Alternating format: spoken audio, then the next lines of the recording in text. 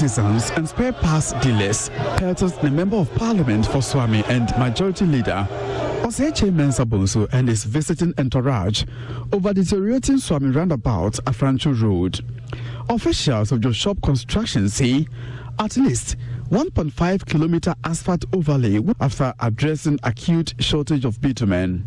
But despite the assurances, artisans and spare parts dealers say their lives and businesses have been impacted negatively by dust from the construction. Apart from dwindling sales, they allege some have suffered respiratory tract infections after inhaling dust. We are suffering a lot. How the dust is over us, we are suffering. Even when we come to market, our things just come on it. Even someone come to purchase and see, he don't want to buy. They are all covered in dust. So when someone comes, he thinks it's old, but it's brand new batteries. And how is this impacting on your business? The market is not going out we are expected it to be.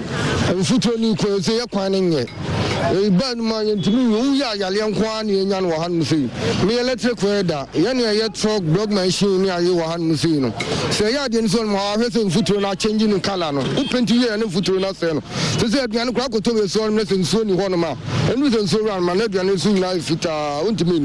he's into manufacturing of trucks and then a block machine, and he says he's been manufacturing them, producing them in their numbers, but because of the dusty nature of the road, people come and they assume that the machines are not brand new, buying them.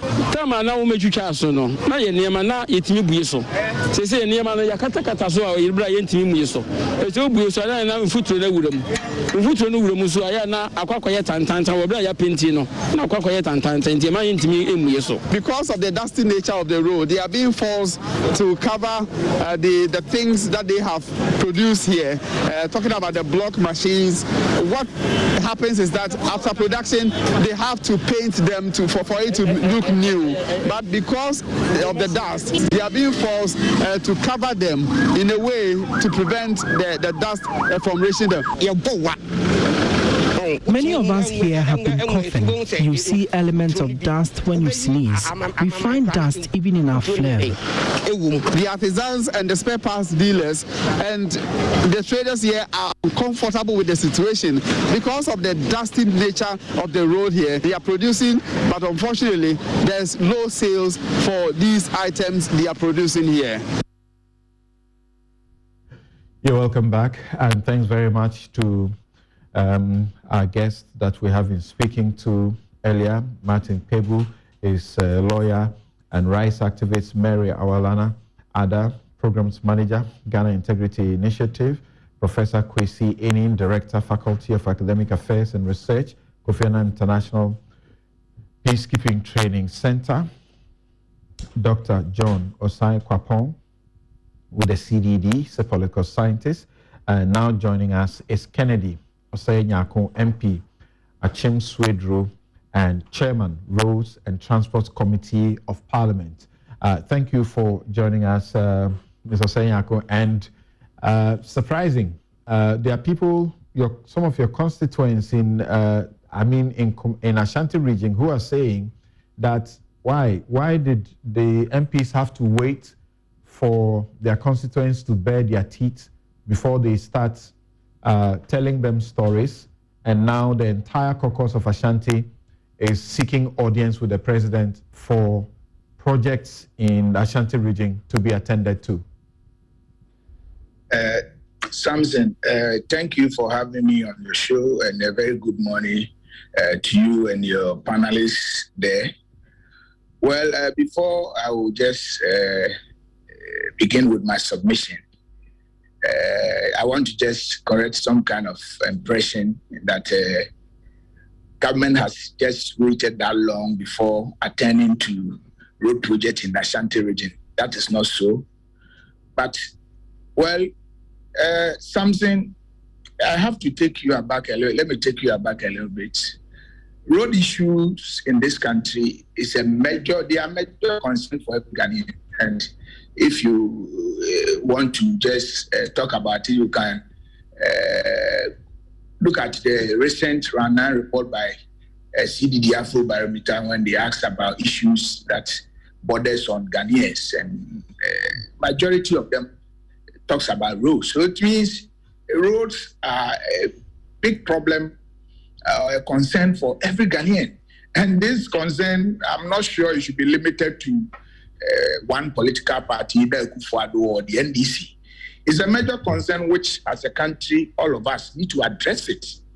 And I'm saying so because, something, if you have a country that has a road network, a total network of about 78,401, I mean, it has been reviewed, but yet to be published. It has even moved from 78,000 to about 93,000 kilometers of roads because there's a lot of expansion and urban centers are opening up and more roads are being added on.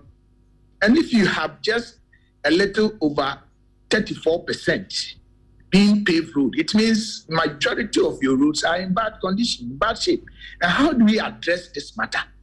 Since we have limited budget as a country, that's why I'm saying that we need to have a national dialogue as to how we are going to approach our road infrastructure in this country, so that we will shift policy-wise in terms of our infrastructure policy to say that, okay, for the next 5 years or for the next 10 years, we are going to dedicate maybe about 60% of our revenue that we generate in this country focused on our roads, to build good roads for the next 10 years. It's a decision that we have to take.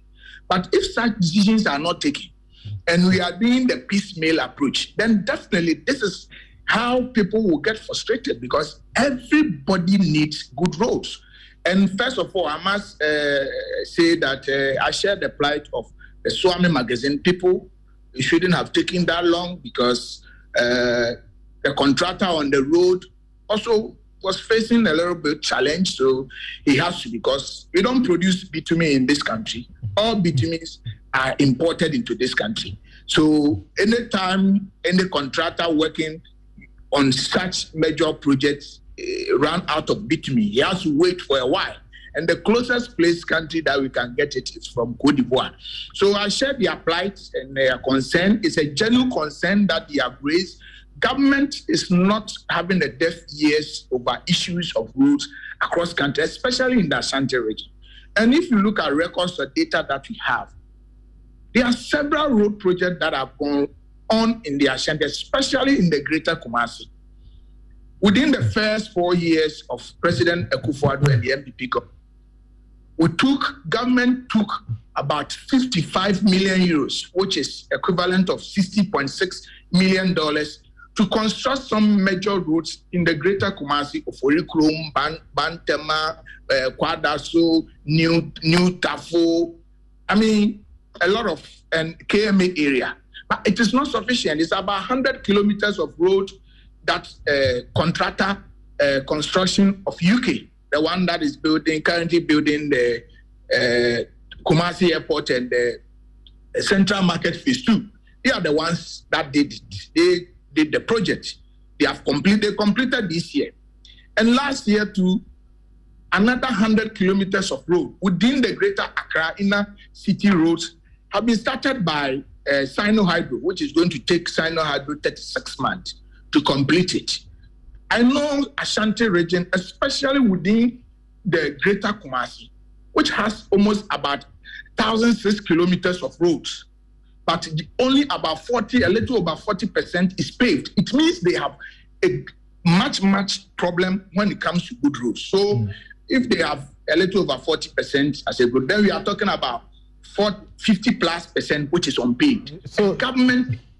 So I'm listening to what you are saying, and I can't reconcile that with why constituents in the Ashanti region have been organizing press conferences and complaining about bad roads over a period now until Osei Mensabosu was put in this embarrassing and threatening situation.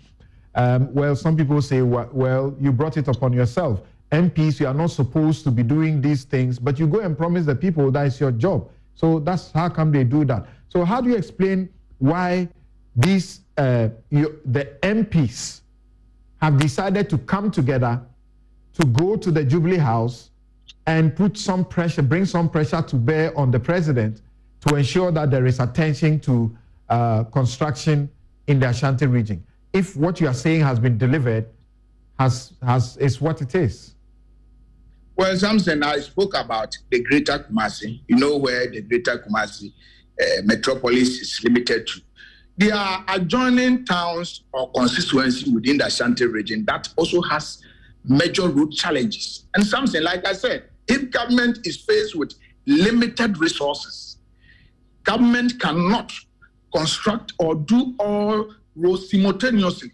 So critical roads are being picked and are worked on. Akufo-Addo government, all of us as a country, have to admit that no government in the history of this country have done more road extensively in this country than the Akufo-Addo government. But it is not enough, and that is it.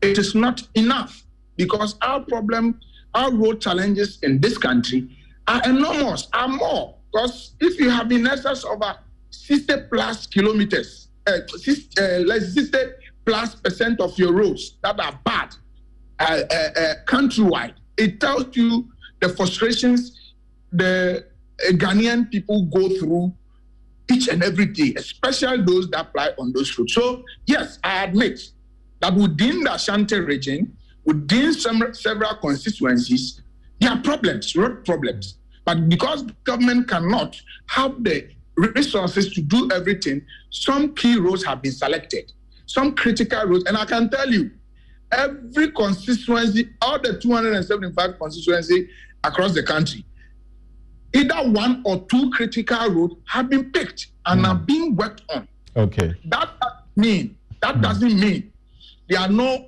other roads. There are much roads in some of these same constituencies that need attention.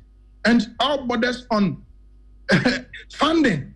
And you know something, you know how even government as a country, we struggle. The entire country, we struggle in terms of even revenue, meeting our revenue target. If you have a country where even government misses its revenue target, not less than about 13% annually.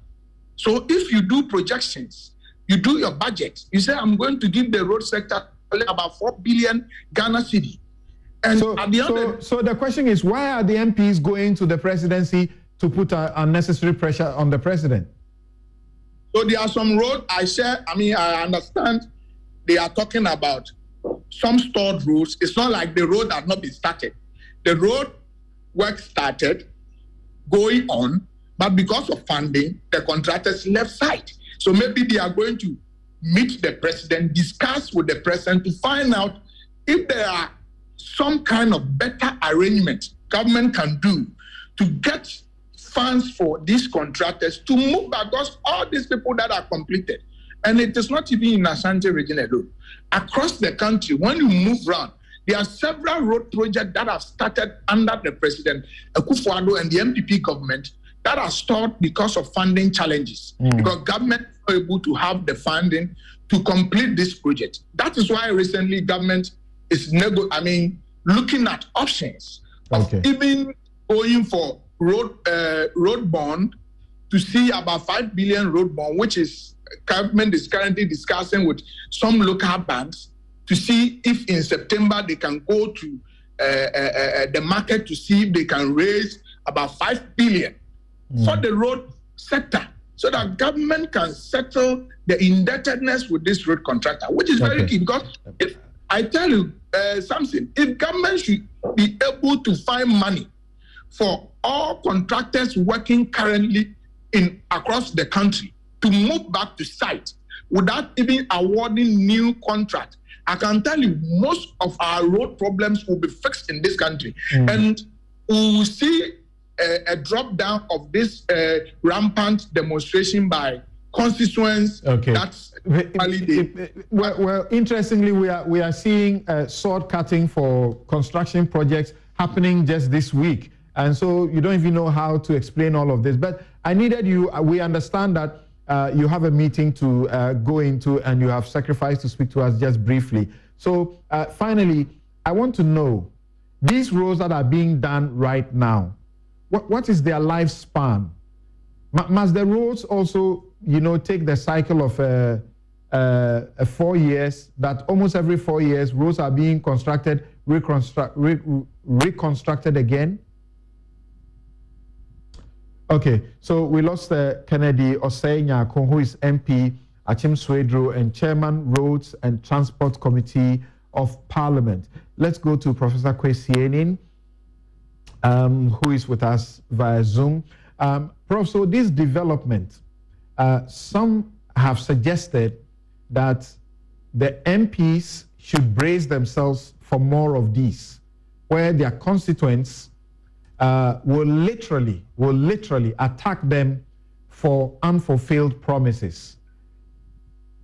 So, Samson, if I take this MP's submission right now, it is that kind of political behavior that creates mistrust, that creates lack of credibility in the political process, and that gives constituents and the citizenry of this country that there is a huge chasm between what the political class tells citizens to gain power and what they can deliver. When this gentleman fudges history and talks about one government being the government that has constructed roads, go to the central region, go to the western region, okay? And I think it is important for our political discourse and for our national stability that these journals, rhapsodies around politics, around security, around violence, around political discourse must be predicated at least on a certain respect for the citizenry. This is just the tip of the iceberg. Samson, I've said this several times. No one wants a wide social conflagration in this country. But I think we are beginning to reach a point where this sense of exclusion, that we don't matter. All that people want from us is our vote. They will tell us stories that are not true so that we vote for them. And then when they get into power, they will tell us, oh, but we didn't know that things were so bad. So what was the basis for giving that promise? So politics has been hollowed out to such an extent that those who govern have lost the respect and the trust of those who are governed. And I think this gentleman, Osei-Nyako's behavior is emblematic of that. Two, when the language of violence has a direct correlation to politicians listening, first coming to power, and then when the threat or the actual use of violence leads to politicians acting or government acting, then the citizenry understands and perceives violence as a legitimate tool for getting political results and developmental results. And that is very unfortunate. He couldn't answer your question as to why they were going, MPs were going to see the president. Okay, so there's a crisis of political credibility in this country right now. And we are going to see, and because the politicians themselves have glorified violence and they respond to threats of an actual acts of violence, unfortunately, the signal is that if you do that, you will get quick responses to your problems. That is most unfortunate, and that is very dangerous. But this is not the last time that we are going to see this. The politicians are supposed to go to Parliament, as in the MPs, they're supposed to go to Parliament and make laws. They are legislators. That's who they are. Yeah. But we live in a system where they go and promise that they will fix a road, they will build a hospital, they will build a school, and they don't have what it takes to do them.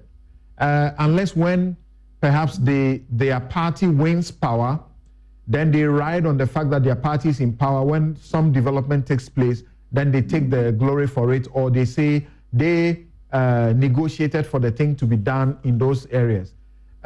Shouldn't something be done? Because the people in this area ought to be asking the MCE, the district assembly, about their roads. They shouldn't be asking Osei-Mensah Bonsu. But this is where he found himself.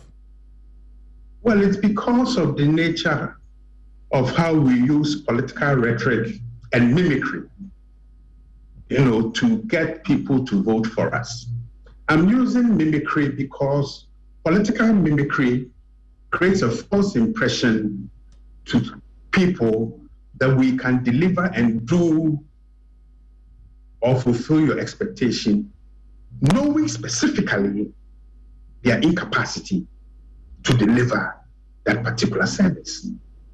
And therefore, what we are seeing from citizenry is that you have not been honest to us. That when you came pleading for our vote and we gave to you, you knew you would not be able to deliver. But you were more interested in your personal political ends than the community ends and by extension, the state ends. And I think we need to reverse this type of behavior. We need to say no, that credibility in politics does matter.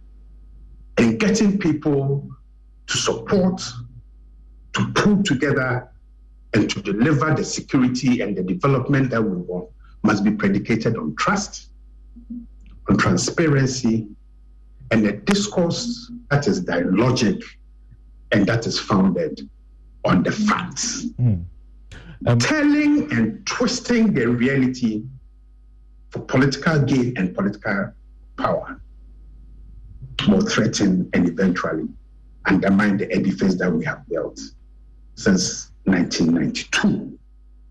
When we ask God to bless our homeland and make our nation great and strong, it is predicated on the fact that we must be truthful in engaging the citizenry. When we recite the national pledge, all those are predicated on openness and engaging the citizenry in a manner that builds trust and loyalty to the state. Professor Enin, in a minute before we let go of you, there are those who suggest that for the MPs from the Ashanti region to come together to go to the presidency and to put pressure that you have to do X, Y, Z, it may be a bad thing to do.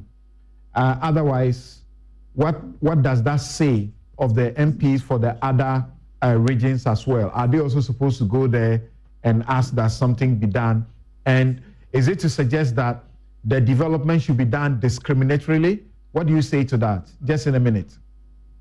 Well, I think it's a very dangerous trend because what it means is that the Minister of Roads does not matter, the Minister of Finance doesn't matter, the committee on which Osei Acquisition does not matter, and that it is the personal intervention of the President away from all the processes, mechanisms of decision-making that matters.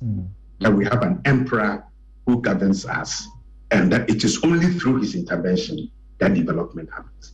Mr. President, please don't see these members of parliament, because otherwise delegations from all the other regions will come. That will undermine our governance, it will undermine parliament, it will undermine the processes that we have been building since 1992. Thank you so very much, Professor Kwesi Enin. I'm coming back to my two guests in the studio, but let me share some of your messages that you've sent with us. This one, Mike J says, thank you, Martin Pebu, for calling a spade what it is. Corruption is glorified at the highest level, and the seat of government has become the brewery for corruption. Little Tete says, without strong watchdog institutions, impunity becomes the very foundation upon which systems of corruption are built. And if impunity is not demolished, all efforts to bring an end to corruption will be in vain. Prince Cable says, I have said and will always say, corruption is Ghana's barrier to economic prosperity. Break it and we are there. Thanks to Martin Pebu for his boldness. Me Kote says, Martin Pebu said the president must resign. I am glad to hear this on a national platform. This must be part of the national discourse. Baba Chairman says, I share the pain and agony of Martin Pebu on the subject of corruption. and its related effects being discussed, but I am of the view that he has been excessively harsh on the president this morning. An anti-corruption campaigner says that a lot of non-prosecution retrieval of monies are also good. We should look at that rather than look to only prosecution all the time. And he says that a strong denouncement by the president and his appointees, not just in words, but in deeds, that strong commitment can have a ripple effect. The president should be speaking as frequently as he was doing during the campaigns and telling his people that if you want to make wealth, it should not be under my government. And he says, if the people, if they don't see anything wrong with corruption and will even hail thieves or corrupts simply because they were not caught or won a legal battle, then we are doomed. So praising the corruption is also another situation that some are very, very worried about. Yakubu Ibn Chambers, this is a long one, but let me try. He says, we've got to shift the needle on bribery and corruption and find everlasting cure. Future-proofing the country called Ghana against bribery and corruption requires a coordinated, comprehensive methodology and collaborative efforts of all. An end-to-end visibility of the law on all persons and intelligence gathering on all institutions is necessary to curb this canker. The solution lies in the advancement of technology at speed, the modernization and activation of surveillance management functions in all government agencies and state institutions. In a nutshell, corruption should be made a criminal offense by our laws. It is. Okay, but you say it should be punishable by death. 5 billion is way too much to lose as a state. Yakubu Ibn Chambers sent in that one. I'll read this one finally from PK in Elembele. He says, in fact, the high level of corruption in Ghana is as a result of family and friends government. No one will ever punish his brother for wrongdoing, and that is the problem. Okay, now to you, Martin. Osei Chairman's situation and what the decision of the Ashanti caucus in Parliament have decided to do. What do you say about that? Yes, Sam. Oh, I said that, when we're discussing corruption, the people have apologized for pelting sachet water at him, but they say they will not apologize for their conduct except pelting sachet water at him. Yeah, so I was saying that I have a little request. We didn't quite finish with the solutions to corruption. Okay. I thought there was going to be a full segment. So can I use that time to address a few of them, at least just 1 minute, then I'll come to a segment. Okay, quickly. So if you look at the report that Shiraj and the Ghana Statistical Service brought up, especially when it comes to the police, their fines, okay? So the report shows the percentage of about 13% who paid bribes in order to avoid a fine. I'm interested in that one. So page 46, 13.8% paid bribe to avoid a fine. Okay? Yes, so this particular one, we've discussed it in the past. They said we're going to do spot fines. So if somebody crosses the red light, in this day and age, why do you have to haul him all the way to court? There should be a spot fine. And of course, it should be done electronically so that the monies don't go into people's pockets. That's very, very important. Then number 2, on the matter of this in our public servants, the politicians and all this, the asset declaration, we need an amendment, okay, so that the Constitution, as with you and I, this is something both of us share dearly, 286 Clause 4, so that automatically all these people, the politicians and those very senior public officers, will go before Shraj automatically. Because, Sam, from what you said, from Afro Barometer 2019, and even before 2019, we've known that we've always had a problem with an adversarial system. People are scared of reporting. So why don't you put the law in such a way that it's anonymous, so it's automatic? If only you are coming to office, you declare, and if you are leaving, automatically you go. Let's just put it once and for all so that you don't need people reporting.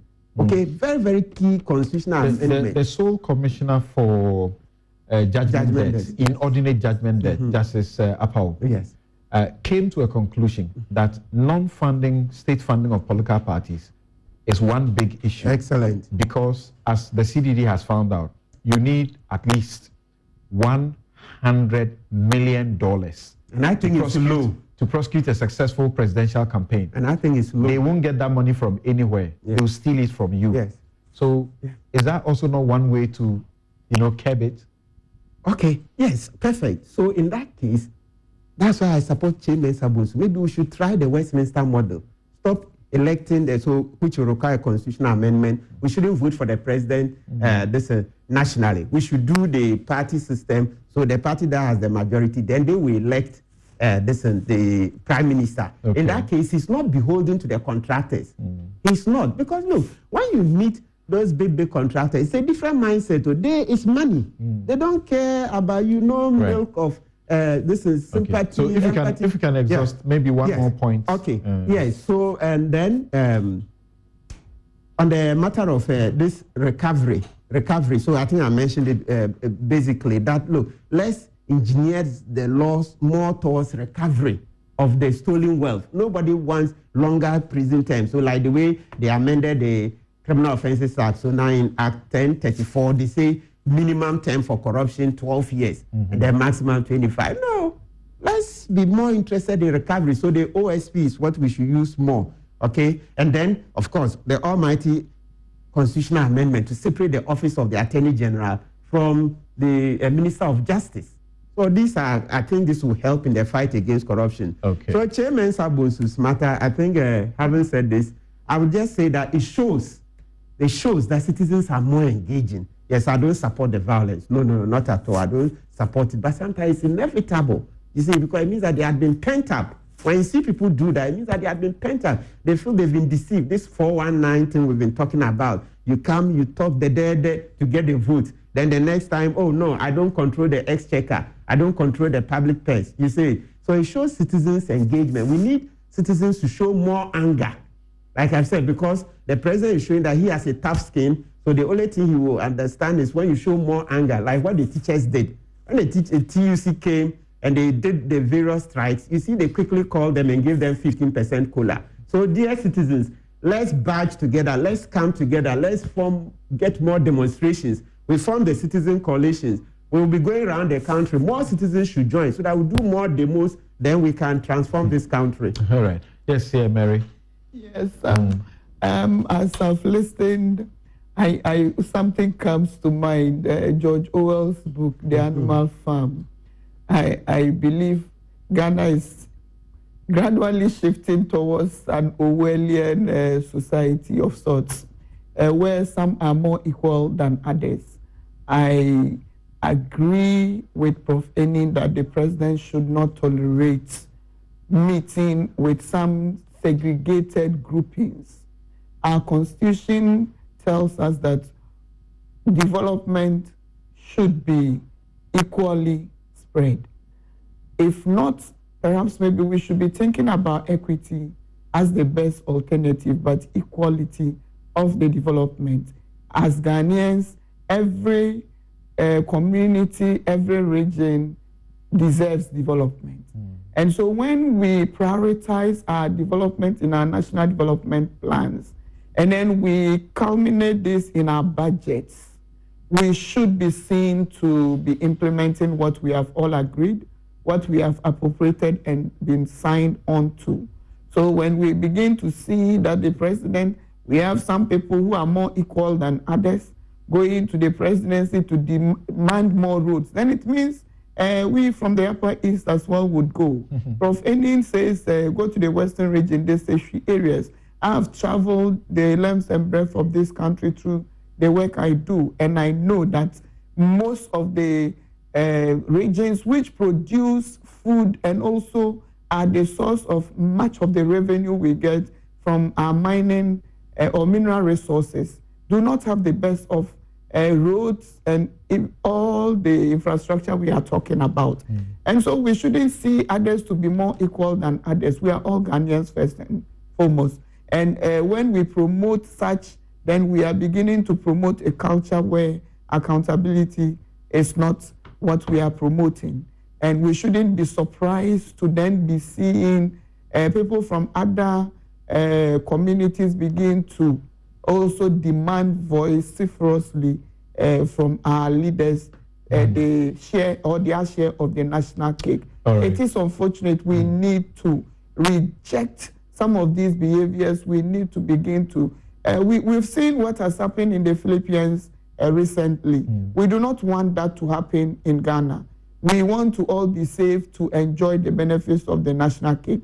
But for that to happen, the president and those we have put there to ensure it happens should do so. Okay. Let me go to Kennedy Osei Nyako. I understand that he's joined us back.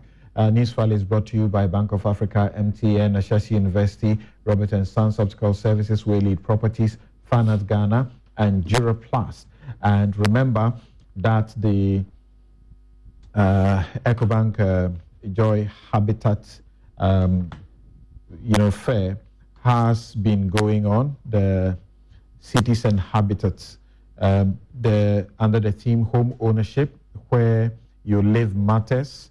It started yesterday and will continue to the Sunday, the 24th, 8 a.m. to 8 p.m. every day, and it's happening at the Achimota Retail Center. Go there and get the best advice for getting a home and also making your decisions as far as your home is concerned. Yes, sir. I had asked the question whether you think that we shouldn't have a way out in our road construction where the roads are constructed and so frequently they are breaking up and we have to fix them all over again, and therefore as if we are sinking a lot of money into a bottomless pit. Well, Samson, first of all, let me say a few words. I think Mr. Koscielny they said something which I think maybe I'll pardon him because maybe he did not listen to me, because I made it clear why the Ashanti MPs want to go and see the president, and they are on two issues. One is about roads currently going on which have been stalled, and some IPEP projects across the Ashanti region to the same that have been stalled that they are going to see. So these are two major issues that they are going to do. But let me come back to your issue. And you are right when you said you have, I mean, as a country, we need to find a way how we can deal with having a good road, building good roads and maintaining them. But something problem is that if you don't have the funds, if you don't have a dedicated funding, say you want to construct road to a certain level, when the roads they are in phases. So if you do a first ceiling, the contractor does the first ceiling, he's supposed to be paid, and he doesn't get the money 1 year, 2 years, 3 years. This first ceiling that he's doing cannot last for more than a year, because that is the first ceiling that you have to do about 3 ceilings. So you millions of Ghana cedis to do the first ceiling. Once the contractor is waiting for the certificate to be honored for the first ceiling, and it takes him 2 to 3 years, he leaves the site, he moves away from site, and the place deteriorates. And when government get money and the contractor has to go back, they have to do a lot of variation, and this costs the nation so much. That is why I'm saying that we need a national conversation, a dialogue. And I don't want a problem. Nobody should see this road problem as an MPP or Akufo-Addo problem or NDC problem. It's a national problem, and we have to tackle it head on. I suppose that is why Dr. Bawumia had been talking about, is it stop the bitumen roads for concrete roads? Well, yes, but something we cannot build concrete roads in our country. So certain part will require that you build concrete road. Other parts you have to do either bitumen surfacing, you have to do, let's say, regraveling, maybe you have to do asphalting. So there are several, projects type that you can do to keep road in good shape. But the bottom line is, if you don't have the money, if you don't have the funding, how do you ensure people are calling for road to be done? A lot of bad and citizens are calling and do road road. More than 2,000 or 3,000 kilometers. Outlet of this matter. All right. That is why saying that if we are not ready to find a way to increase our internal revenue, mobilize more revenue, so government can spend more on roads, then let us come and change in terms of our policy direction and infrastructure and say that, well, within the next 5 to 10 years, yes. Thank you very much. I think just the point you are making again, you have made it for us. Thank you so very much. That is Kennedy Osei-Nyako and my other guests who have been with us discussing the matters we brought to you up. My name is Governor Director of Academic Affairs and International Peacekeeping John political scientist. Joy 99.7 FM. Joy 99.7 FM. Joy 99.7 FM.